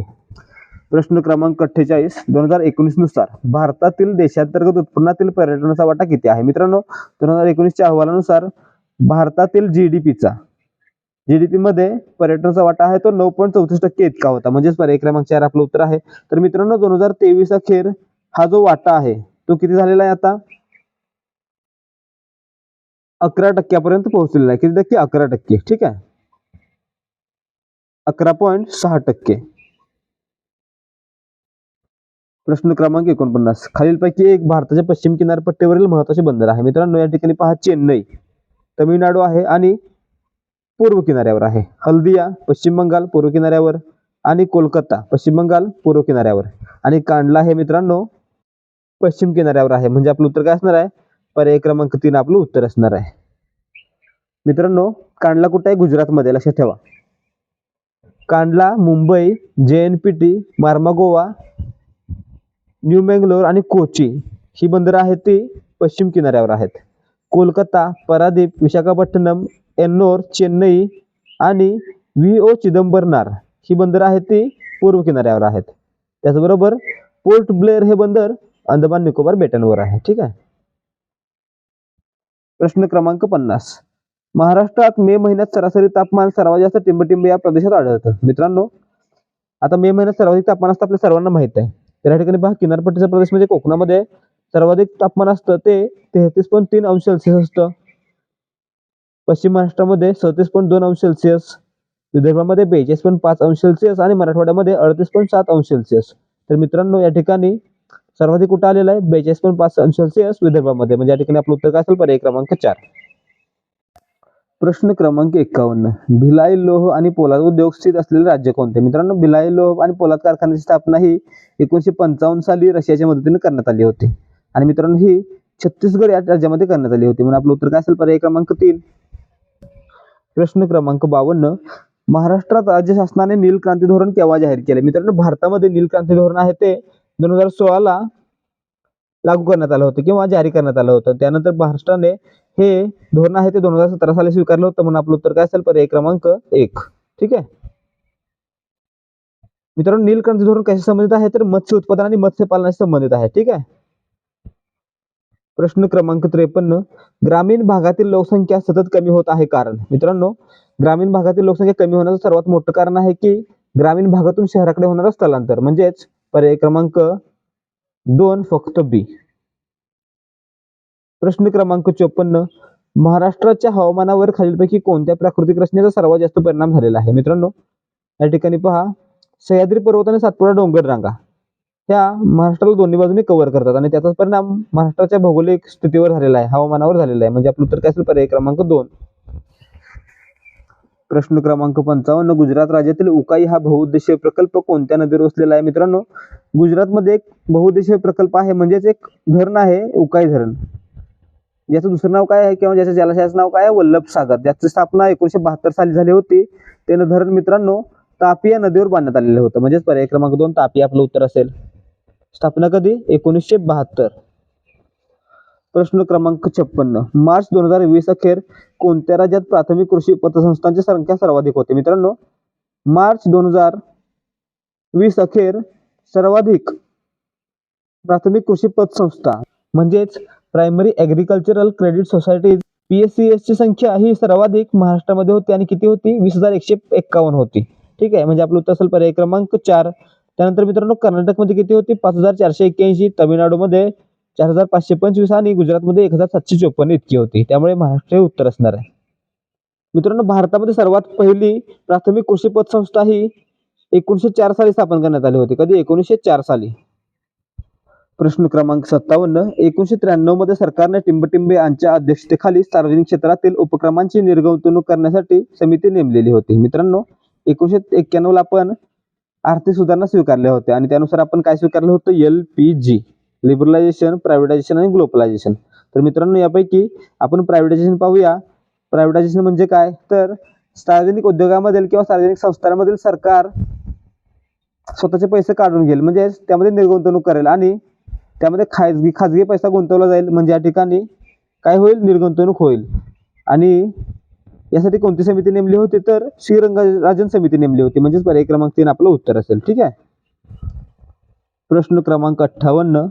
सन 2017 ते 18 मध्ये भारतातील सर्वाधिक प्रत्यक्ष विदेशी गुंतवणूक FDI 23.6% टिंबटिंब या क्षेत्रामध्ये होती. मित्रांनो, त्यावेळी सर्वाधिक FDI ची गुंतवणूक ही संप्रेषण सेवांमध्ये करण्यात आली होती. म्हणजेच पर्याय क्रमांक 1 आपलं उत्तर असेल. या ठिकाणी काय पाहिलं आपण? कोणत्या क्षेत्रात झाली होती हे पाहिलं. तर सर्वाधिक FDI गुंतवणूक ही कोणत्या देशाकडून झाली होती? तर मित्रांनो, भारतामध्ये सर्वाधिक गुंतवणूक ही मॉरिशस या देशाकडून झाली होती आणि ती किती झाली होती? 19.7%. ठीक आहे. त्यानंतर US, UK, सिंगापूर आणि जपान यांचा क्रमांक लागत होता. सर्वाधिक कोणाची होती? मॉरिशसची होती. प्रश्न क्रमांक 59. वायू प्रदूषणाच्या वाढत्या समस्येचा सामना करण्यासाठी 2021-22 अर्थसंकल्पात 10 लाखापेक्षा अधिक लोकसंख्या असलेल्या टिंबटिंब शहरीकरणासाठी 2,217 कोटी प्रदान करण्याचा प्रस्ताव आहे. मित्रांनो, याचं उत्तर काय आहे? पर्याय क्रमांक 2 42 शहरीकरणासाठी असा प्रस्ताव मांडण्यात आलेला होता. प्रश्न क्रमांक 60 योग्य जोड्या जुळवा. ए. देशातील द्वितीय क्रमांकाचा कृषी प्रधान उद्योग. मित्रांनो, देशातील सर्वाधिक मोठा कृषी प्रधान उद्योग कोणता आहे? तर तो आहे कापूस उद्योग किंवा कापड उद्योग. त्याच्यानंतर दुसरा कोणता आहे? साखर उद्योग, म्हणजेच ए साठी असेल 3. बी पहा देशातील सर्वात जुना संघटित क्षेत्रातील उद्योग. मित्रांनो, देशातील सर्वात जुना व संघटित क्षेत्रातील उद्योग कोणता होता? सुती कापड उद्योग, म्हणजेच कापड उद्योग, म्हणजेच बी साठी असेल 1. सी पहा जलद औद्योगिकरणास कारणीभूत ठरणारा उद्योग. मित्रांनो, लोह आणि स्टील उद्योग वाढला तर काय होईल? इन्फ्रास्ट्रक्चर डेव्हलप करण्यास मदत होईल, म्हणजे अशा ठिकाणी त्यामुळे जलद उद्योगीकरण होईल, म्हणून सी साठी असेल 2. आणि डी पहा नवीन तंत्रज्ञानाचा वापर. मित्रांनो, हा वाहन उद्योगामध्ये केला जातो, म्हणजे त्या ठिकाणी आपलं उत्तर काय असणार आहे? 3, 1, 2, 4, म्हणजेच पर्याय क्रमांक 3 आपलं उत्तर असणार आहे. प्रश्न क्रमांक 61 नियंत्रक आणि महालेखा परीक्षक यांना पुरवणी लेखा परीक्षणाचे आदेश देण्याचा अधिकार असून लेखा परीक्षण अहवाल प्राप्त झाल्यापासून टिंब दिवसाच्या आत लेखा परीक्षण अहवालावर ते टिप्पणी करू शकतात. मित्रांनो, यासाठी 60 दिवसांची तरतूद आहे. 60 दिवसांच्या आत ते लेखा परीक्षण अहवालावर टिप्पणी करू शकतात, म्हणजेच पर्याय क्रमांक 2 आपलं उत्तर असेल.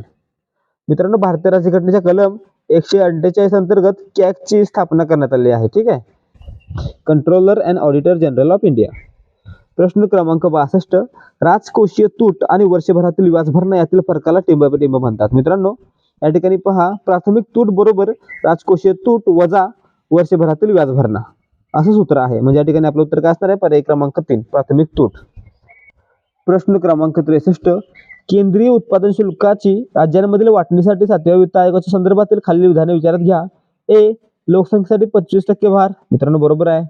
बी. प्रत्येक राज्यातील गरिबांसाठी 33.5% भार. मित्रांनो, प्रत्येक राज्यातील गरिबांसाठी 25% भार. सी. राज्याच्या दरडोई उत्पन्नाच्या वाढीसाठी 16.5% भार. मित्रांनो, या ठिकाणी देखील चुकलेला आहे. राज्याच्या दरडोई उत्पन्नाच्या वाढीसाठी 25% भार आणि राज्यामधील उत्पन्नाच्या समृद्धीसाठी 25% भार. मित्रांनो, डी बरोबर आहे, म्हणजे या ठिकाणी ए आणि डी बरोबर आहे, तर बी आणि सी चुकलेला आहे, म्हणजे आपलं उत्तर काय असणार आहे? पर्याय क्रमांक 1 केवळ ए आणि डी योग्य आहेत. या सर्वांना या ठिकाणी 25% भार होता, लक्षात ठेवा. प्रश्न क्रमांक 64 खालील विधाने विचारात घ्या.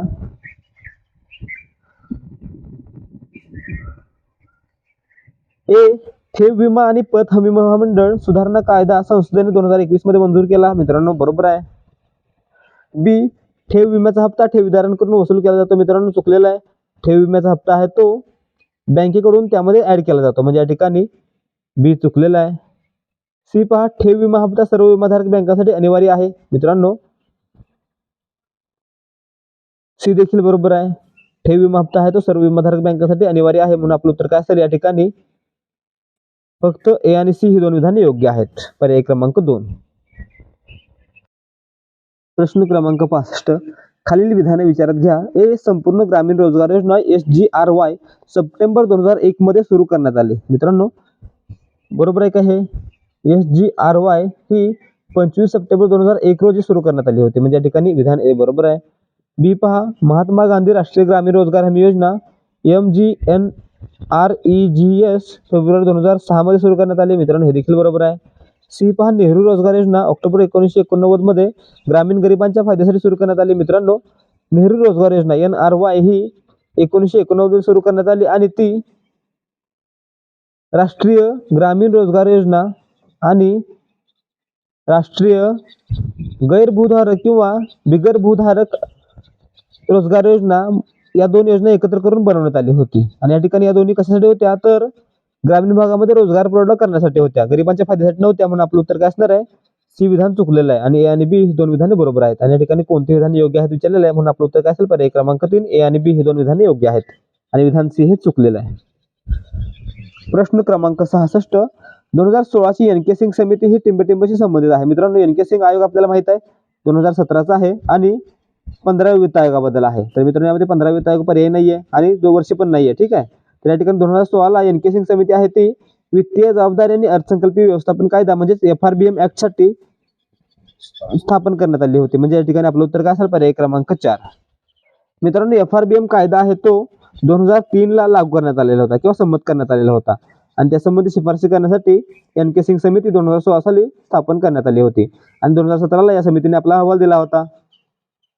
प्रश्न क्रमांक 67 भारतात 1980 ते 1985 या काळात लहान जमीन धारकता होण्याची खालीलपैकी कोणती कारणे होती? मित्रांनो त्यावेळी काय झालं होतं तर या ठिकाणी पहा वारसा कायदा, यामुळे काय व्हायचं, मुलांमध्ये जमीन वाटली जायची. बी वेगाने वाढणारी लोकसंख्या, मित्रांनो हे देखील कारण आहे. सी ग्रामीण कर्जबाजारीपणा, मित्रांनो हे देखील कारण आहे. आणि डी वेगाने वाढणारी संयुक्त कुटुंब व्यवस्था. मित्रांनो जर विभक्त कुटुंब व्यवस्था वाढली तर काय होईल, जमिनीचे तुकडे होतील, आणि संयुक्त कुटुंब व्यवस्था वाढली तर जमीन एकत्र होईल. म्हणजे या ठिकाणी डी हे कारण नाहीये आणि ABC ही कारण आहेत. म्हणजे आपलं उत्तर काय असणार आहे, पर्याय क्रमांक 3 केवळ ABC या कारणामुळे 1980 ते 1985 या काळात लहान जमीनधारकता वाढली होती. प्रश्न क्रमांक 68, राऊरकेला, भिलाई आणि दुर्गापूर येथे सार्वजनिक क्षेत्रातील 3 मोठे स्टील प्रकल्प कोणत्या पंचवार्षिक योजनेदरम्यान उभारण्यात आले. मित्रांनो आपल्याला माहिती आहे पहिली पंचवार्षिक योजना शेतीवर भर देणारी होती आणि दुसरी पंचवार्षिक योजना ही उद्योगधंद्यावर भर देणारी होती. म्हणजे या ठिकाणी दुसऱ्या पंचवार्षिक योजनेमध्ये राऊरकेला, भिलाई आणि दुर्गापूर या ठिकाणी स्टील कारखाने उभे करण्यात आले होते किंवा स्थापन करण्यात आले होते. म्हणजे या ठिकाणी पर्याय क्रमांक 2 आपलं उत्तर असणार आहे, दुसरी पंचवार्षिक योजना. दुसऱ्या पंचवार्षिक योजनेचा कालावधी काय होता मित्रांनो, पहिली होती 1951 ते 56, दुसरी 1956 ते 1961. लक्षात ठेवा. प्रश्न क्रमांक 69, खालीलपैकी कोणते राष्ट्रीय लोकसंख्या धोरण 2000 चे उद्दिष्ट नाही. मित्रांनो राष्ट्रीय लोकसंख्या धोरण 2000 चं उद्दिष्ट काय होतं तर बालमृत्यूचं प्रमाण कमी करणं, त्याचबरोबर सार्वत्रिक लसीकरण, 2 मुलांचे लहान कुटुंब स्वीकारण्यास प्रोत्साहन, त्याचबरोबर सुरक्षित प्रजनन, अवांछित गर्भधारणेपासून संरक्षण, 14 वर्ष वयापर्यंत मोफत आणि सक्तीचे शालेय शिक्षण, बालमृत्यू दर कमी करणे, सार्वत्रिक लसीकरण पूर्ण करणे, विलंबित विवाह आणि बाळजन्म देणाऱ्या कार्यक्रमासाठी प्रोत्साहित करणे आणि असुरक्षित लैंगिक संबंधाच्या जोखमीबद्दल किशोरवयीन मुलांमध्ये जागृती करणे ही याची उद्दिष्ट होती. तर गरीब मुलांसाठी मध्यान्ह भोजन योजना सुरू करणे याचं उद्दिष्ट नव्हतं. म्हणून आपलं उत्तर काय असेल, पर्याय क्रमांक 3 हे 2002च्या राष्ट्रीय लोकसंख्या धोरणाचं उद्दिष्ट नव्हतं. तर मित्रांनो राष्ट्रीय मध्यान्ह योजना किंवा मिड डे मील स्कीम आहे ती मित्रांनो 1995 ला सुरू करण्यात आली होती. हे धोरण कितीचं 2000 सालचं आहे आणि ही मध्यान्ह भोजनाची सुरुवात ही 1995 झाली होती. आणि मित्रांनो याचं सध्याचं नाव काय आहे तर PM पोषण स्कीम असं याचं नाव बदलण्यात आलेलं आहे. सुरुवातीचं नाव काय होतं मिड डे मील योजना, आता त्याचं नाव बदलून PM पोषण स्कीम असं करण्यात आलेलं आहे. प्रश्न क्रमांक 70, खालीलपैकी कोणता भारतीय रिझर्व्ह बँकेचा परिमाणात्मक मौद्रिक उपाय नाही. मित्रांनो परिमाणात्मक म्हणजे काय तर क्वांटिटेटिव्ह, ठीक आहे, ज्यामध्ये काहीतरी रक्कम काहीतरी दर असेल. या ठिकाणी बँक दर आहे, रोख राखीव प्रमाण आहे आणि वैधानिक रोखता प्रमाण आहे. हे कोणते आहेत तर परिमाणात्मक आहेत. म्हणजे या ठिकाणी क्वांटिटेटिव्ह आहेत, ज्यामध्ये काहीतरी एक प्रमाण असेल. तर या ठिकाणी नैतिक समजावून मित्रांनो क्वालिटेटिव्ह मध्ये येतं. म्हणजे या ठिकाणी हा मौद्रिक परिमाणात्मक नाही, म्हणजे क्वांटिटेटिव्ह नाहीये, क्वालिटेटिव्ह आहे. म्हणजेच पर्याय क्रमांक 2 आपलं उत्तर असेल. प्रश्न क्रमांक 71, खालीलपैकी कोणत्या पदार्थाची औष्णिक प्रवाहकता सर्वात जास्त असते. मित्रांनो या ठिकाणी पहा लाकूड आणि काच हे विद्युतदृष्ट्या काय दुर्वाहक आहेत, म्हणजे यांचा संबंधच नाहीये. ॲल्युमिनियम आणि चांदी हे विद्युतदृष्ट्या प्रवाहित आहेत किंवा प्रवाही आहेत. त्यामुळे या ठिकाणी पहा सर्वाधिक प्रवाहित कशावर ठरते तर त्यामध्ये असलेल्या फ्री इलेक्ट्रॉन्सच्या संख्येवर ठरते. आणि या ठिकाणी ॲल्युमिनियमपेक्षा चांदीमध्ये फ्री इलेक्ट्रॉनची संख्या जास्त आहे, त्यामुळे चांदी ही ॲल्युमिनियमपेक्षा जास्त प्रवाही आहे. म्हणजे आपलं उत्तर काय असेल पर्याय क्रमांक 4. प्रश्न क्रमांक 72, पातळ पडद्याद्वारे प्रकाश डोळ्यामध्ये प्रवेश करतो त्याला काय म्हणतात. मित्रांनो ज्या पातळ पडद्याद्वारे प्रकाश डोळ्यामध्ये प्रवास करतो त्या आवरणाला काय म्हटलं जातं, कॉर्निया म्हटलं जातं. म्हणजेच पर्याय क्रमांक 4 म्हटलं जातं. ठीक आहे. त्या कॉर्नियाच्या आत काय असतं प्युपिल असतं. ठीक आहे, त्याच्या बाजूला मसल असतात. त्यानंतर प्युपिलच्या आतमध्ये काय असतं आयरिस असतो. त्याच्या आयरिसच्या आतमध्ये लेन्स आणि त्या लेन्सला सपोर्ट करणारे मसल असतात. आणि सर्वात शेवटी डोळ्याला जोडणारी काय असते ऑप्टिक नर्व असते, ज्यामुळे आपल्याला मेंदूपर्यंत त्याचं सेन्सेशन जातं. ठीक आहे. प्रश्न क्रमांक 73, प्रतिध्वनी तरच ऐकू येतो जर ध्वनीचा स्रोत आणि अडथळा यातील अंतर टिंब असेल. आता मित्रांनो आपल्याला माहित असेल ध्वनीचा वेग 340 मीटर पर सेकंद आहे. ठीक आहे. आणि ध्वनी आपल्या कानापर्यंत किती वेळात पोहोचली तर 0.1 सेकंदात पोहोचली. आणि ध्वनीचा वेग 340 मीटर पर सेकंद आहे. तर मित्रांनो डिस्टन्स अंतर कसं कळेल आपल्याला, अंतर बरोबर D is equal to speed into time. म्हणजे 340 गुणिले 0.1 बरोबर 34 मीटर एवढं अंतर असणार आहे. 34 मीटर अंतर कशाचं असणार आहे, ध्वनी गेला, थटला आणि परत आला. म्हणजेच हे 17 आणि हे 17 असेल, म्हणजेच 34 असेल. म्हणजेच आपला तो उत्तर काय असणार आहे या ठिकाणी जर ध्वनीचा स्रोत आणि अडथळा यातील अंतर 17 मीटर किंवा त्यापेक्षा जास्त असेल तरच आपल्याला ध्वनी ऐकायला येऊ शकतो. म्हणजेच पर्याय क्रमांक 2 आपलं उत्तर असेल. प्रश्न क्रमांक 74, टिंबच्या अणूच्या मॉडेलमध्ये इलेक्ट्रॉनचा कोनीय संवेग हा h/2π या परिणामाचा अविभाज्य गुणक आहे. मित्रांनो, बोरच्या अणूच्या मॉडेलमध्ये इलेक्ट्रॉन हा नियम फॉलो करतो. म्हणजे या ठिकाणी पर्याय क्रमांक 3 आपलं उत्तर असेल बोर. तर मित्रांनो, यामध्येच आणखी एक नियम आहे किंवा आणखी एक गोष्ट आहे की इलेक्ट्रॉनचा जो स्पीड असतो तो काय असतो, h/2 पाय याच्या प्रमाणात असतो. याचं डबल असेल, याचं ट्रिपल असेल, पण याच्या प्रमाणात असेल. ठीक आहे. प्रश्न क्रमांक 75, खालीलपैकी चुकीचे विधान निवडा. 1. रेणूमधील बॉन्डिंग कक्ष ह्या अणु कक्षांच्या बेरजेच्या प्रभावाने तयार होतात. मित्रांनो, बरोबर आहे. 2 पहा, बॉन्डिंग रेणू कक्षामध्ये 2 केंद्रकामधील भागात इलेक्ट्रॉनची घनता फार कमी असते. मित्रांनो, जेव्हा बॉन्डिंग रेणूच्या कक्षामध्ये 2 केंद्रकामध्ये जो भाग आहे त्याच्यामध्ये जर इलेक्ट्रॉन असेल तर त्यावर कोणत्याही प्रकारची ऊर्जा नसेल किंवा कोणत्याही प्रकारची डेन्सिटी नसेल. ठीक आहे. कोणतीही ऊर्जा नाहीये, कोणतीही घनता नाहीये, कोणतीही डेन्सिटी नाहीये. म्हणजे या ठिकाणी ते किती आहे, 0 आहे. म्हणजे या ठिकाणी विधान 2 चुकलेलं आहे. या ठिकाणी फार कमी नसून 0 असेल, म्हणजेच विधान 2 चुकीचं असेल. म्हणजे विधान 2 हे आपलं उत्तर असणार आहे. ठीक आहे मित्रांनो. विधान 3 आणि विधान 4 बरोबर आहे. विधान 3 पहा, एकत्र येणाऱ्या अणुकक्षांपेक्षा अँटीबॉन्डिंग रेणू कक्षाची ऊर्जा जास्त असते. बरोबर आहे. आणि या ठिकाणी पहा, सिग्मा, पाय आणि डेल्टा इत्यादी चिन्हांनी अँटीबॉन्डिंग रेणू कक्षा दर्शवल्या जातात. मित्रांनो, हे देखील बरोबर आहे. आणि यांच्यामध्ये जर एखादा इलेक्ट्रॉन असेल तर काय असेल, याची घनता 0 असेल. ठीक आहे. प्रश्न क्रमांक 76, जैविक नायट्रोजन फिक्सेशन दरम्यान नायट्रिफाइंग जीवाणू कोणाचे रूपांतर कशामध्ये करतात. मित्रांनो, जैविक नायट्रोजन फिक्सेशन मध्ये काय केलं जातं, तर जे जीवाणू आहेत ते ॲटमॉस्फेरिक नायट्रोजनचं सुरुवातीला नायट्रेट बनवतात. ठीक आहे. म्हणजे NO3- बनवतात. म्हणून आपलं उत्तर काय असणार आहे, पर्याय क्रमांक 3 असेल. NH4+ म्हणजे अमोनियाचं सुरुवातीला काय बनतं, नायट्राइट बनतं, NO2- बनतं आणि त्यानंतर त्या नायट्रिफिकेशन होऊन NO3- बनतं. काय बनतं, NO3- म्हणजेच नायट्रेट बनतं. प्रश्न क्रमांक 77, खालील जोड्या जुळवा. ए.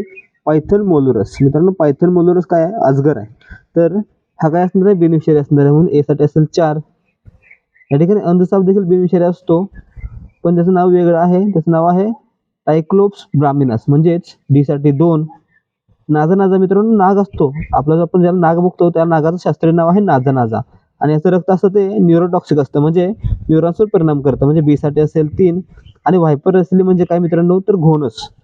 रसल्स वायपर याला इंग्लिशमध्ये म्हटलं जातं. आणि याचं विष कसं असतं, हिमोटॉक्सिक. म्हणजे सी साठी असेल 1. म्हणजे आपलं उत्तर काय झालं, 4, 3, 1, 2. म्हणजेच पर्याय क्रमांक 1 आपलं उत्तर असणार आहे. याच प्रकार शास्त्रीय नावं झाडांबाबतीत, प्राण्यांबाबतीत विचारले जातात, त्यामुळे ते करून ठेवा. प्रश्न क्रमांक 78, ऑलेरियाच्या लार्वल स्टेजचा खालीलपैकी योग्य क्रम कोणता. तर मित्रांनो, ऑलेरिया काय आहे, तर ऑलेरिया ही काय आहे, तर एक जेलीफिश आहे. ठीक आहे. आणि या जेलीफिशच्या लार्वांचा क्रम कसा असतो, सुरुवातीला याचं रूपांतर प्लॅनुलामध्ये होतं किंवा जेलीफिश मधून प्लॅनुला बाहेर निघतो आणि त्याच्यावर पुन्हा हायड्रा ट्युबा होतो. नंतर त्याचं रूपांतर सायफिस्टोमामध्ये होतं आणि सायफिस्टोमाचं इफिरामध्ये होतं. म्हणजे या ठिकाणी आपला क्रम कसा असणार आहे, प्लॅनुरा, हायड्रा ट्युबा, सायफिस्टोमा आणि इफिरा. म्हणजेच पर्याय क्रमांक 1. प्रश्न क्रमांक 79, खालीलपैकी कोणता किंवा कोणत्या प्राण्याचा समूह हे सरपटणारे प्राणी या वर्गात मोडतात. मित्रांनो, या ठिकाणी पहा, लोरीस आणि बेडूक सरपटणारे नाही आहेत.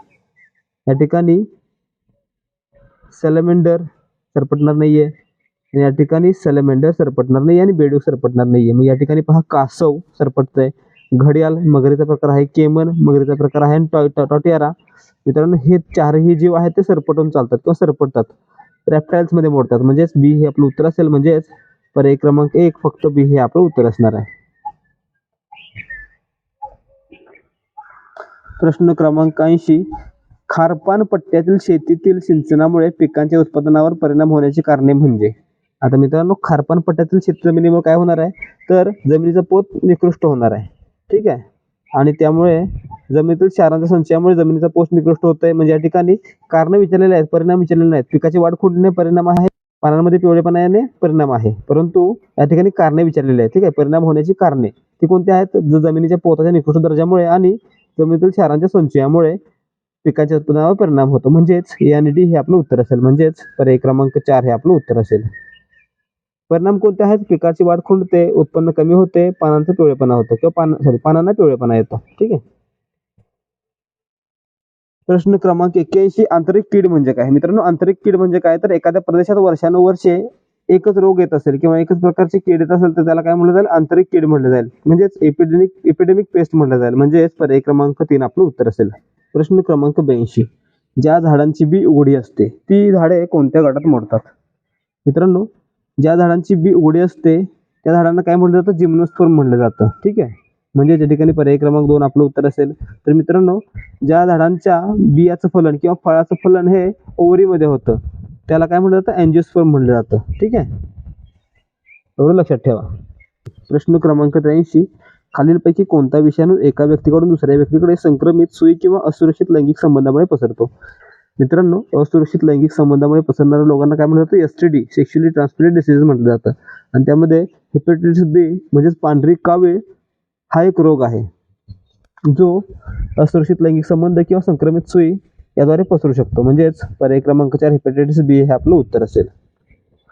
प्रश्न क्रमांक 84, कोणत्या शास्त्रज्ञाने देवी रोगावरील लसीचा शोध लावला? मित्रांनो, देवी म्हणजेच स्मॉल पॉक्स या रोगावरील लसीचा शोध हा एडवर्ड जेन्नर या शास्त्रज्ञाने लावला होता. म्हणजेच पर्याय क्रमांक 2 आपलं उत्तर असेल. एडवर्ड जेन्नर यांनी 1802 साली देवीवरील लसीचा शोध लावलेला होता. स्मॉल पॉक्स वॅक्सिनचा शोध लावलेला होता. ठीक आहे. प्रश्न क्रमांक 85, निर्जंतुकीकरण करण्यासाठी खालीलपैकी कोणाचा वापर केला जातो? मित्रांनो, या ठिकाणी ऑटोक्लेव्ह आहे. या ठिकाणी काय केलं जातं? तर वैद्यकीय जी हे आहेत उपकरणं आहेत किंवा वैद्यकीय स्कॅल्पेल वगैरे असतं या टाईपमध्ये, त्यांचं काय केलं जातं? स्टरलायझेशन केलं जातं. इन्फ्रारेड किरणाचा वापर कशासाठी केला जातो? तर याचा वापर रिमोट कंट्रोलमध्ये थर्मल इमेजिंग कॅमेरामध्ये केला जातो. तर सोडियम कार्बोनेटचा वापर मित्रांनो धुण्याचा सोडा म्हणून केला जातो. ठीक आहे. तर मित्रांनो, अतिनील प्रकाश म्हणजे अल्ट्राव्हायोलेट लाईटचा वापर हा निर्जंतुकीकरणासाठी केला जातो. म्हणून आपलं उत्तर काय असेल? पर्याय क्रमांक 1 अतिनील किरण. प्रश्न क्रमांक 86, दिलेल्या विधानाशी निगडीत कोणते गृहीतक बरोबर आहे? विधान पहा, सिगरेट ओढणे हे आरोग्यासाठी हानिकारक आहे अशी माहिती सिगरेट पाकिटावर छापलेली असते. कारण गृहीतक आहेत: 1. सिगरेट पाकिटावर लिहिलेली माहिती लोक वाचतात. आणि 2. बऱ्याच व्यक्ती सिगरेट पाकिटावर दिलेल्या इशाऱ्याच्या गांभीर्याने विचार करतात. मित्रांनो, बरोबर आहे. लोक वाचतात आणि त्याचा गांभीर्याने विचार करतात. असं थोड्या प्रमाणात जरी घडलं तरी त्याचा फायदा होईल म्हणून यासाठी दिलेलं असतं. म्हणजेच पर्याय क्रमांक 3 दोन्ही गृहीतक बरोबर आहेत. प्रश्न क्रमांक 87, विविध रेल्वे गाड्यांमधील प्रवाशांचे शेकडा प्रमाण पुढील वर्तुळखंडात दर्शवले आहे. या ठिकाणी पहा, गाड्या कोणत्या आहेत? M, L, A, Q, R आणि S. तर मित्रांनो, प्रवाशांची एकूण संख्या आहे 8,500. तर गाडी S, M आणि L यांची मिळून सरासरी प्रवाशांची संख्या किती? आता मित्रांनो, या ठिकाणी पहा, एकूण प्रवासी किती? 8,500. आणि S, M, L यांची टक्केवारी किती होईल? S 24, M 20 आणि L 15. 24 अधिक 20 अधिक 15 बरोबर किती? 59. ठीक आहे, होते 59. आणि मित्रांनो, एकूण प्रवासी किती आहेत? 8,500. म्हणजे 59% प्रवासी बरोबर किती आपल्याला काढायला लागेल? म्हणजेच 59 भागिले 100 गुणिले 8,500. ठीक आहे, असं केल्यानंतर आपल्याला काय मिळेल? तर 59% बरोबर किती लोक हे होईल? शून्याला शून्य गेले, शून्याला शून्य गेले, म्हणजेच 59 गुणिले 85. 59 गुणिले 85 बरोबर किती होईल? 5,015. ठीक आहे, 5,015. आता मित्रांनो, 5,015 काय आलेलं आहे?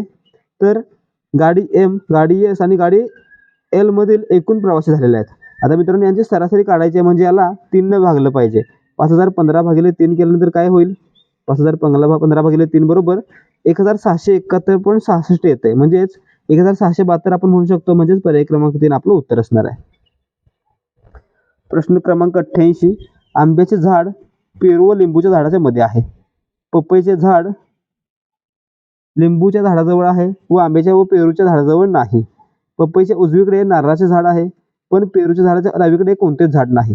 आता मित्रांनो, या ठिकाणी पहा, पेरूच्या झाडाच्या डावीकडे कोणतेच झाड नाही म्हटलेलं आहे. म्हणजेच पेरू या ठिकाणी सर्वात डावीकडे असेल. त्यानंतर पहा, आंब्या झाड पेरू आणि लिंबू झाडाच्या मध्ये आहे, म्हणजे या ठिकाणी पेरू नंतर काय असेल, मँगो असेल, आंबा असेल. त्यानंतर आंबा कोणाच्या मध्ये आहे, पेरू आणि लिंबूच्या, म्हणजे या ठिकाणी लेमन असेल, ठीक आहे, लिंबू असेल. आता काय पहा, पपईचे झाड लिंबूच्या झाडाजवळ आहे. आता या ठिकाणी पपई झाड लिंबू झाडाजवळ आहे, म्हणजेच या ठिकाणी एल जवळ पी आलं. पण आंब्याच्या व पेरूच्या झाडाजवळ नाहीये, हमखासच नसणार आहे. पपईच्या उजवीकडे नारळ झाड आहे, ठीक आहे, ह्या पपईच्या उजवीकडे काय आहे, नारळ झाड आहे, म्हणजे कोकोनट झाड आहे. पण पेरूच्या झाडाच्या डावीकडे कोणतेच झाड नाही. या ठिकाणी क्रम कसा आलेला आहे, GMLPC असा क्रम आलेला आहे, ठीक आहे. तर या ठिकाणी विधान पहा, लिंबूचे झाड पपई व आंब्याच्या झाडाच्या मध्ये आहे. मित्रांनो, लिंबू हे पपई आणि मँगोच्या मध्ये आहे का, बरोबर आहे. विधान 1 बरोबर आहे. 2 पहा, पपईचे झाड नारळ व लिंबूच्या झाडाच्या मध्ये आहे. मित्रांनो, पपई झाड आहे ते नारळ आणि लिंबू यांच्यामध्ये आहे का, तर आहे. एल आणि सी च्या मध्ये आहे. लेमन आणि कोकोनटच्या मध्ये आहे. 3 पहा, पपई झाड नारळाच्या झाडाजवळ आहे. मित्रांनो, पपईचे झाड आहे ते नारळाच्या झाडाजवळ आहे का, तर आहे. 3 देखील बरोबर आहे, म्हणून या ठिकाणी तिन्ही विधाने बरोबर आहेत. म्हणजे आपलं उत्तर काय असणार आहे, पर्याय क्रमांक 4 वरील तिन्ही विधाने बरोबर आहेत. प्रश्न क्रमांक 89, एका क्लबमध्ये 80 खेळाडू आहेत, त्यातील 36 खेळाडू कबड्डी खेळतात व 48 खेळाडू क्रिकेट खेळतात. जर 12 खेळाडू कबड्डी व क्रिकेट हे दोन्ही खेळ खेळत असतील तर किती टक्के खेळाडू कबड्डी अथवा क्रिकेट खेळत नाही. त्या ठिकाणी मित्रांनो किती टक्के विचारलेलं आहे, या ठिकाणी खेळाडू संख्या दिलेली आहे आणि टक्के विचारलेलं आहे, ठीक आहे. या ठिकाणी मोठं होणार आहे हे.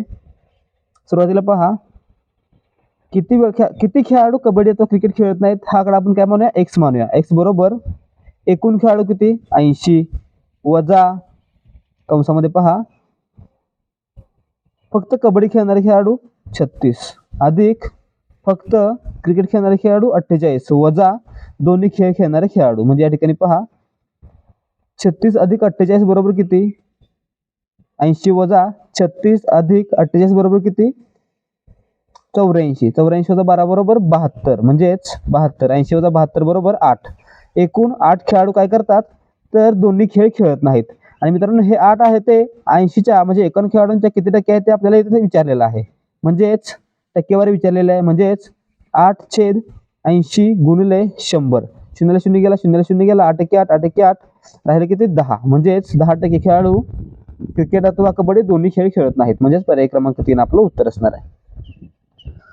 प्रश्न क्रमांक 90, ABCDE आणि F एका ओळीत उभे आहेत. B हा Fच्या आणि D च्या मध्ये उभा आहे.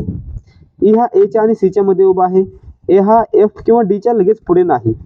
C हा D च्या लगेच पुढे नाही आणि F हा कोणत्या जोडीच्या मध्ये उभा आहे हे आपल्याला सांगायचं आहे, ठीक आहे.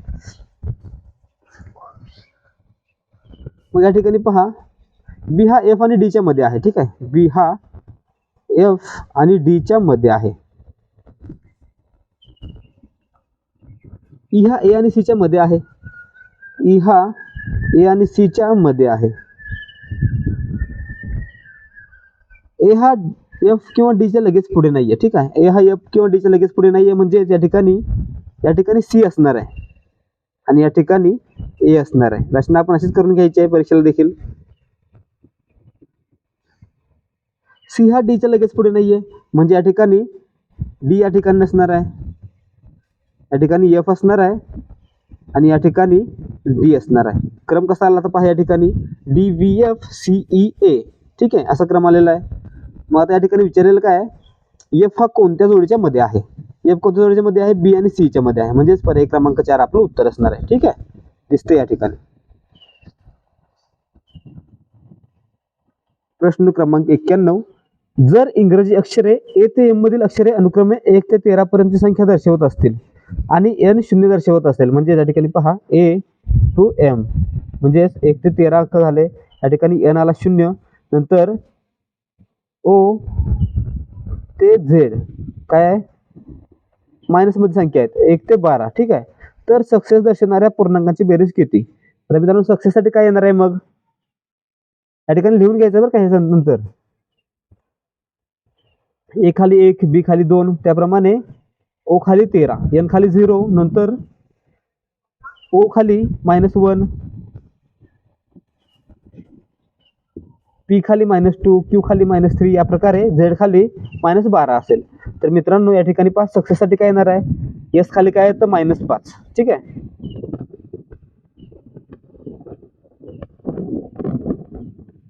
S खाली आलं -5, U खाली आलं -7. सी खाली आलं 3. परत आणि एकदा सी आहे, सी खाली आलं 3.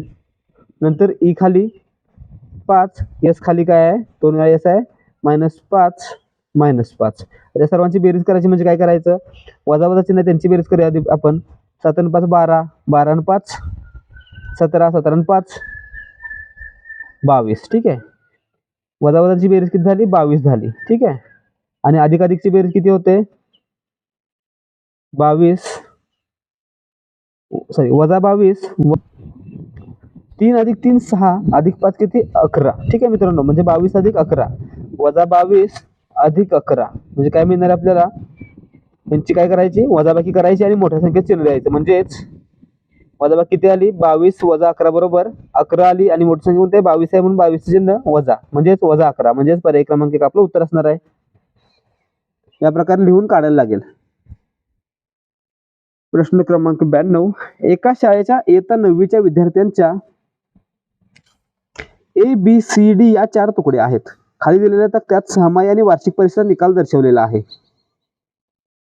तर वार्षिक परीक्षेत कोणत्या तुकडीचे पास होण्याचे प्रमाण सर्वात जास्त आहे. तर मित्रांनो या ठिकाणी पहा, प्रमाण काढायचं आहे. मग कसं काढणार आहे आपण, तर ए तुकडीमध्ये वार्षिक परीक्षेमध्ये पास झालेले एकूण विद्यार्थी किती आहेत, 14 + 64. 14 आणि 64. ठीक आहे. किती झाले, 78.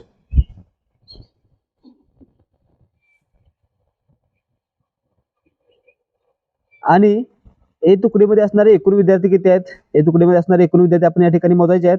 24 + 14 + 8 + 64 बरोबर किती होणार आहे, 110. ठीक आहे. 110 केलं तर मग मित्रांनो 78 हे 110चं किती टक्के हे काढायचं आपल्याला. म्हणजेच 78 भागिले 110 गुणिले 100. ठीक आहे. 0 ला 0 गेला, 11 × 1 = 11, 11 × 7 = 77. ठीक आहे. राहिला किती, 1. परत 1 राहिला, 11 × 8 = 88, 11 × 9 = 99. म्हणजेच 70.9%. ठीक आहे. ए तुकडीमध्ये 70.9% विद्यार्थी पास झालेले आहेत. ठीक आहे. मग त्याचप्रमाणे आपण इतर तुकड्यासाठी करायचं आहे. ए तुकडीसाठी किती, 70.9. मग बी तुकडीसाठी किती येतंय, त्याच प्रकारे बी तुकडीसाठी येतं 61.81. सी तुकडीसाठी येतं 64% आणि डी तुकडीसाठी किती येतं, 73.33. मग यामध्ये सर्वाधिक कोणाचा आहे, तर डीचा आहे. म्हणजेच पर्याय क्रमांक 3 आपलं उत्तर असणार आहे. काढायची पद्धत का आली, काढायची पद्धत पुन्हा एकदा बघा.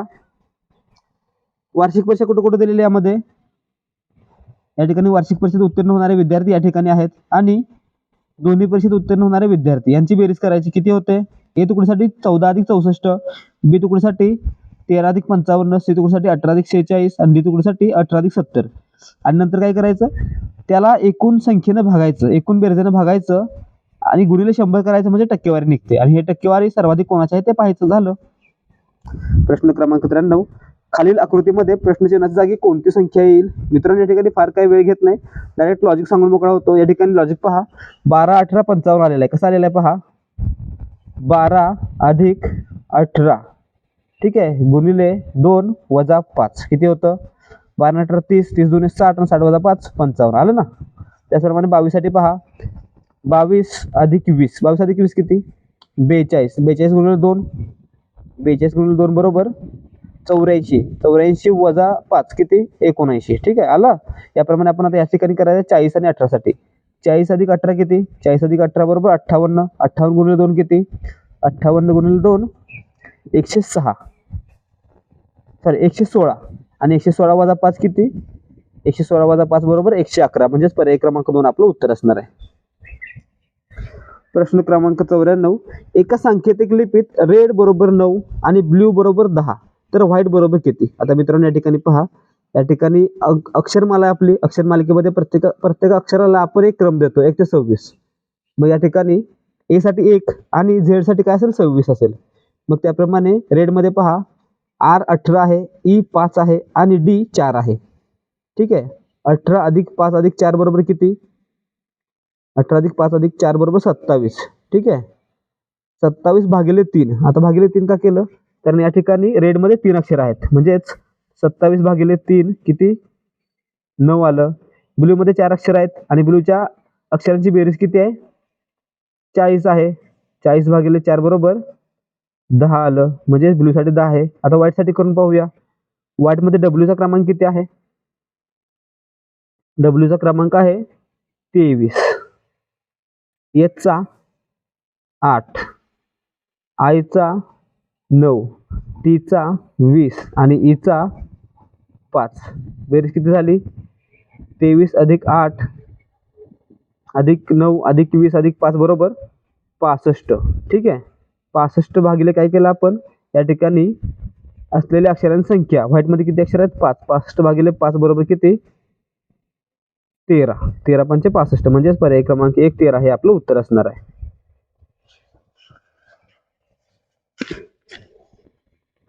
प्रश्न क्रमांक 95. आगगाडीत बसून एक व्यक्ती इलेक्ट्रिक खांबांची संख्या मोजते आहे. 2 खांबांतील अंतर 50 मीटर आहे आणि त्या आघाडीचा वेग ताशी 40 किलोमीटर आहे. तर 5601 खांब मोजण्यासाठी किती तास अंतर लागतील? आता मित्रांनो या ठिकाणी पहा, 1 2 3 खांब आहेत. ठीक आहे. या दोन्हीमध्ये अंतर आहे, या दोन्हीमध्ये अंतर आहे. खांब 3 आहेत पण अंतर किती वेळा आहे? 2 वेळा आहे. म्हणजेच जेवढे खांब असतील त्यापेक्षा 1 वेळा अंतर मोजायचं आपल्याला. म्हणजे अंतर किती असणार आहे आपल्याला? अंतर किती वेळा मोजायचं आहे? 5601 वजा 1 म्हणजेच 5600 वेळा अंतर मोजायचं आहे. आणि 2 खांबामधील अंतर किती आहे? 50 आहे. म्हणजेच 5600 गुणिले 50 काय होईल आपल्याला? एकूण अंतर होईल. किती एकूण अंतर होईल?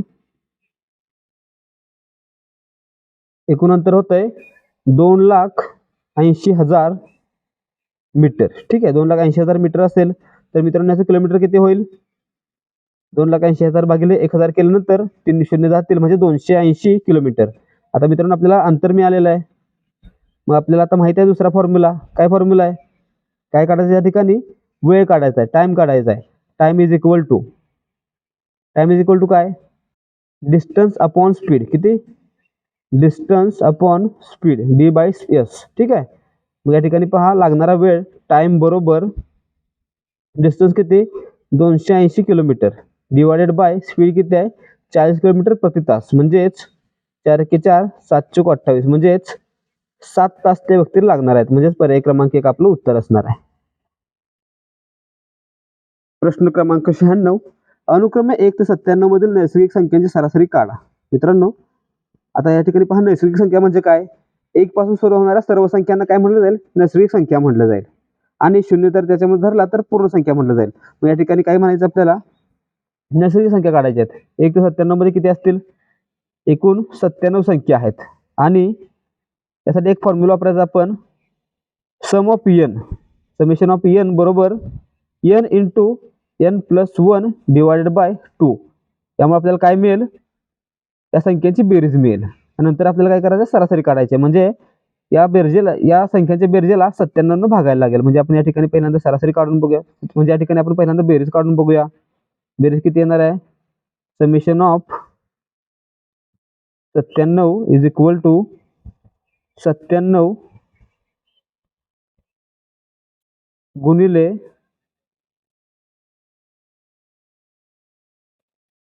97 अधिक 1 बरोबर 98. ठीक आहे. 97 गुणिले 98 भागिले 2 किती येतं? 97 गुणिले 98 बरोबर 9,506 भागिले 2 4,753. हे काय आलं? तर या सर्व संख्यांची बेरीज आली. ठीक आहे. किती आली? 4,753. आता सरासरी काढायचं म्हणजे काय करायला लागेल? या 7,553 ला 97 ने भागलं पाहिजे. म्हणजेच 4,753 भागिले 97 किती येतं उत्तर आपलं? 49 उत्तर येते. किती? 49. म्हणजेच पर्याय क्रमांक 4 आपलं उत्तर असेल. प्रश्न क्रमांक 97. 250 मीटर लांब रेल्वे गाडी ताशी 45 किलोमीटर वेगाने धावते. तर 200 मीटर लांबीचा प्लॅटफॉर्म ओलांडण्यासाठी किती वेळ लागेल? आता मित्रांनो या ठिकाणी अंतर किती झालं मग एकूण? एकतर आघाडीची लांबी किती? 250 मीटर अधिक प्लॅटफॉर्मची लांबी किती आहे? 250 मीटर. म्हणजे एकूण 500 मीटर एवढं अंतर झालेलं आहे. किती? 500 मीटर अंतर आहे. आणि वेग किती आहे? 45 किलोमीटर प्रति तास आहे. मग या ठिकाणी काय करायला लागेल आपल्याला? वेगाला कन्वर्ट करायला लागेल कशामध्ये, मीटरमध्ये. ठीक आहे, म्हणजेच speed in metre per second बरोबर 45 गुणिले 5/18. ठीक आहे, 9 × 9 9 × 45. ठीक आहे, आणि 9 × 2 = 18, म्हणजेच 5 × 5 = 25/2. 25/2 काय आला, स्पीड आला मीटर पर सेकंद मध्ये. ठीक आहे बाळांनो, मग आता आपल्याला एक फॉर्म्युला माहिती आहे, आपल्याला आणखी एकदा या ठिकाणी काय काढायचं, आपल्याला वेळ काढायचा आहे. मग टाइम इज इक्वल टू काय असतं, डिस्टन्स अपॉन स्पीड. मग या ठिकाणी काय करायला लागेल, time is equal to distance किती आला, 500 मीटर. प्लॅटफॉर्मची लांबी अधिक गाडीची लांबी. ठीक आहे, 500 मीटर डिवायडेड बाय 25/2.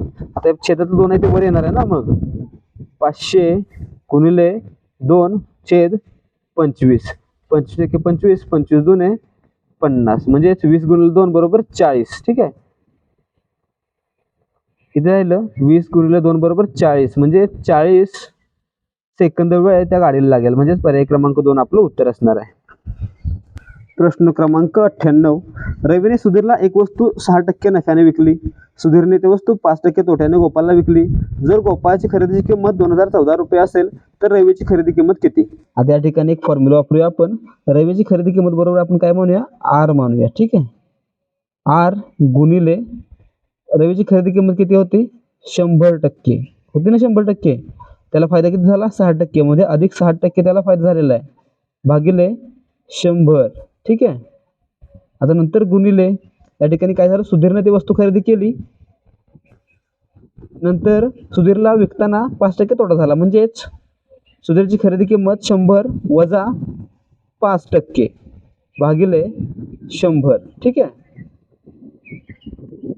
बरोबर किती आहे, गोपाळची खरेदी किंमत म्हणजेच 100% 2014. ठीक आहे, ही काय झाली, गोपाळची खरेदी.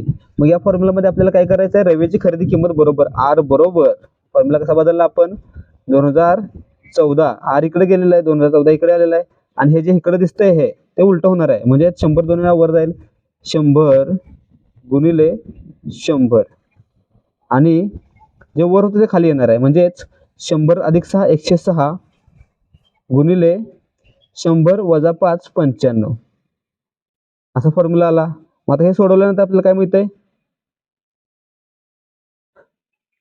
सोडवल्यानंतर आपल्याला मिळेल आपलं फायनल उत्तर, ते असेल 2000 रुपये. ठीक आहे, म्हणजे रवीला ती वस्तू किती रुपयाला मिळाली होती, 2000 रुपयांना मिळाली होती. त्यानंतर त्याने ती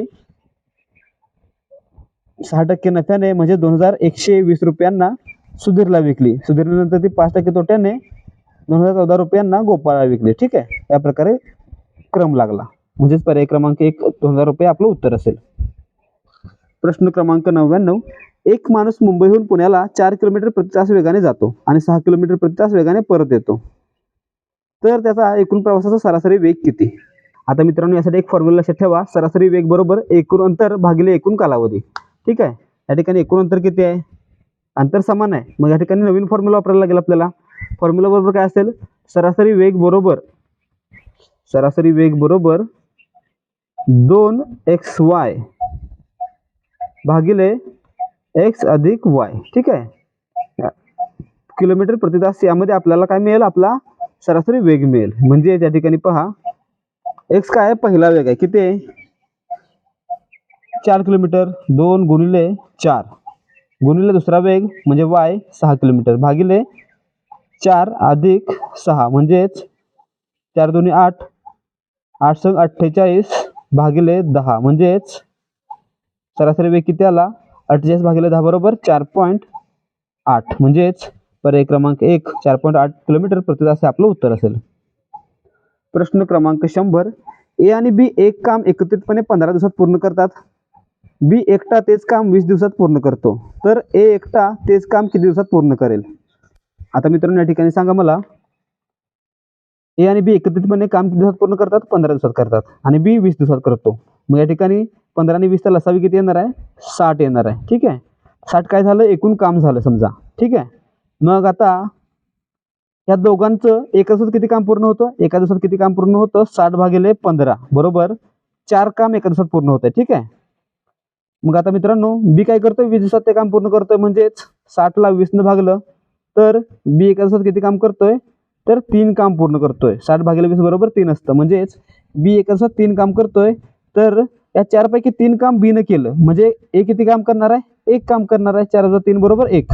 म्हणजे ए एका दिवसात किती काम करतोय, 1 काम करतोय. मग त्याला 60 काम पूर्ण करायला किती दिवस लागतील, तर त्याला 60 काम पूर्ण करण्यास 60 भागिले 1 बरोबर 60 दिवस लागतील. म्हणजेच पर्याय क्रमांक 1 आपलं उत्तर असणार आहे.